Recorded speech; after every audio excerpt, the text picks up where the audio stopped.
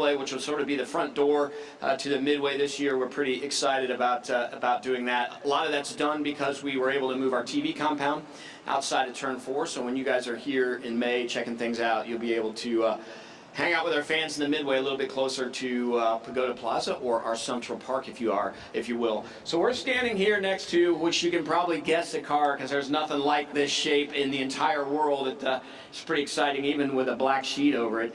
But this is a pretty special moment for us. When we get a chance to unveil the pace car that's going to lead those 33 men and women to the green flag for the 107th running of the Indianapolis 500, it's pretty powerful for us. Obviously, we've had a long relationship with our friends at Chevrolet, and many of you have heard this story before. We have had a Chevrolet connection from the days that we opened our gates here in 1909 as race car drivers, and then ultimately when we had our first Indianapolis 500 in May of 1911. Just a few months later, in November of 1911, Chevrolet incorporates, and from that point on, Chevrolet has had a huge involvement in our sport. But none more important than pacing the Indianapolis 500 every year. So the first time a Chevrolet paced our race was in 1948, and in 1978, one of the most spectacular pace cars we've had in our history was the first time that the Corvette paced the Indianapolis 500. Now, 45 years later, we're going to unveil another Corvette. I'm telling you that now because, like I said, you can tell it's not a Camaro, but a couple special things with this.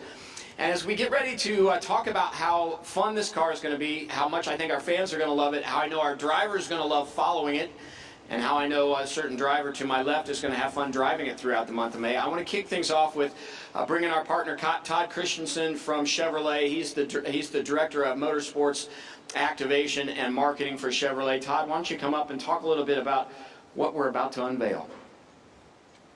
Thanks, Doug. Are you sure you know what car that is? I think it's so. like wrapping a hockey stick for Christmas, isn't it? So I tell you what, we do a lot of fun things at Chevrolet Motorsports, but I think this is my favorite day of the year. I mean, who doesn't want to be at the Indianapolis Motor Speedway on the Yard of Bricks? So much history we have here at Chevrolet, as Doug was talking about. We take so much pride in the fact that our founder, Louis Chevrolet, actually raced here with his brothers back in the 1900s, and no other car manufacturer can say that. We say it often. You've probably heard it from me a few times, but we think about that a lot. But such a privilege to be associated with the track. You know, we've won here 11 times with our Chevrolet-powered Indy cars. We've paced with a Chevrolet. This will be our 34th time. Pretty amazing. And with this unknown car, this will be our 20th. So lots of amazing history, and we're so glad of the association, and couldn't be a more iconic partnership for us and a place to be. So I think with that, we're going to roll some video and talk about and show some of the heritage that we've talked about here. There's nothing more exciting than this moment here at Indianapolis. An emotional high point of American sport. The start of the Indianapolis 500. The greatest spectacle in racing. Down at the head of the 11 rows of three is the beautiful Chevrolet Corvette Limited Edition pace car.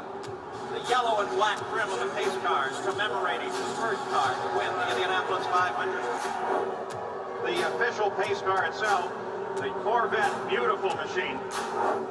Now, when you get behind the wheel of the pace car, how much of it is different than when you were behind the wheel of Agajanian's Roadsters? Well, I'm sitting a little higher, and it's a lot more comfortable. In 2002, I remember, man, I really wanted a Corvette. Like, man, I need to do it again. I need to get this car. The Corvette convertible, the official pace car. Morgan Freeman is at the wheel. I'm trying to drive this beautiful Corvette. And the Chevrolet Corvette pace car will pull off of the track. The cool thing about this car, we're going to zoom in here. I mean, that's it right there. How about Emerson Fittipaldi driving the pace car? Pacing the field at Indianapolis this year, it's the Chevrolet 60th anniversary Corvette. Pacing the field right there, the all-new Chevy Corvette Stingray. The Chevrolet Corvette Z06 Supercar, the Indianapolis 500 pace car for 2015. Here comes the pace car off of turn number 4. Leading the field, the Corvette ZR1. Dale Earnhardt Jr. is leading the pack behind the wheel of this 2019 Corvette Grand Sport pace car. 75 to first lap, 85 to second, 95 to third, and then on the 2 on the final lap, I can go as fast as I want. And Here comes the pace car pulling away. Here we go. Danica Patrick behind the wheel of the Chevy Corvette pace car, leading the way around. The Chevy Corvette Z06 70th Anniversary Edition pace car with Sarah Fisher behind the wheel.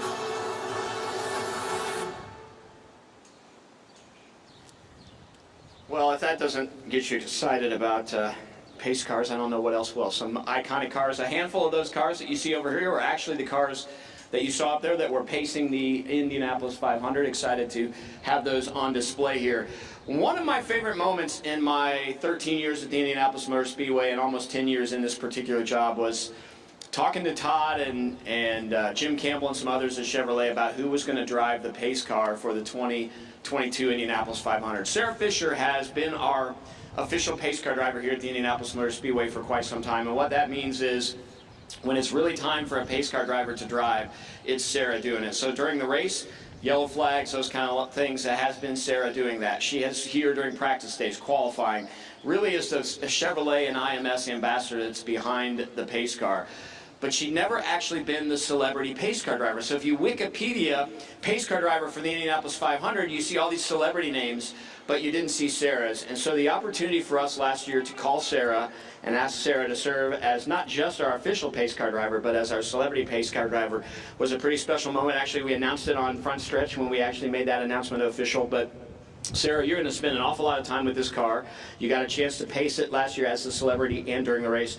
Why don't you come up and talk about your connection to here, one of our most popular drivers in our history. For a long time when she was racing full-time in the IndyCar Series, she, year after year, was selected as our most popular driver by our fans, but she is certainly our most popular pace car driver, no matter who the celebrity is Sarah Fisher. Thank you, Doug. Always have such nice, kind words. And I'll tell you what, after retiring from a racing driver to become a mom, every time that I get the privilege to drive here on behalf of Team Chevy, this is as close as I can get to what I used to do and to that occupation. So it's a thrill. I have a ton of fun. I enjoy getting to train all the different celebrity drivers that we've had, including Danica. And it's just an absolute privilege to be here at Indianapolis Motor Speedway, especially on a beautiful day like today. So without further ado, shall we get to the job at hand? Here we go.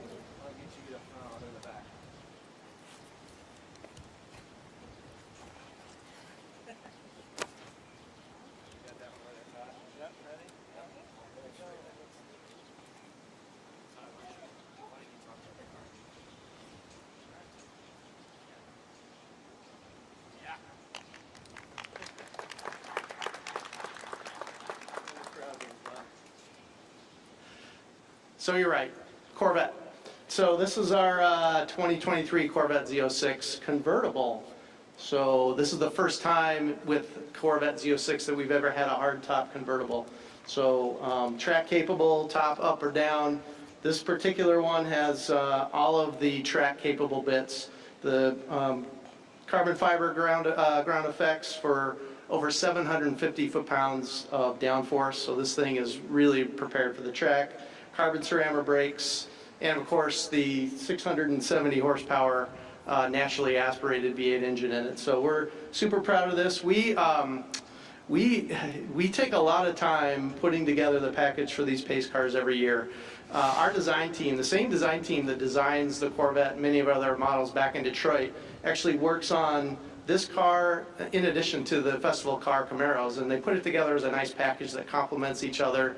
They work hard to complement with this year's logo, and this thing gets reviewed all the way up to the highest levels of the company. So we're not just putting some stickers on a car and saying, okay, calling it good. We put a lot of thought into it, and our designers take so much pride into trying to make something special with our special cars. So here it is. Hope you enjoy it. It's going to look beautiful on track, and Sarah, have fun with it. All right, well, thank you, Todd. This is a beautiful car and a beautiful day in a beautiful month in a beautiful city. Just a few days from the 107th running of the Indianapolis 500. I can't wait to see this on track. I can't wait to hear it start up, even pulling out of here. I don't know, Joe, if you're going to drive it or you're going to let Sarah drive it out of here. But it's funny. I bought a project car, a 64 Impala Chevrolet SS, and I was looking at some wheels, and it came with 14-inch wheels, and I was trying to figure out if I could go to 16. Todd, I think I was looking on the back. Those are 21-inch wheels on this thing. These are massive wheels. This is an unbelievable car, so this is very, very cool. It's fun to see, and can't wait to see it on track. So thanks, everybody, for being here, and let's fire this thing up, Joe.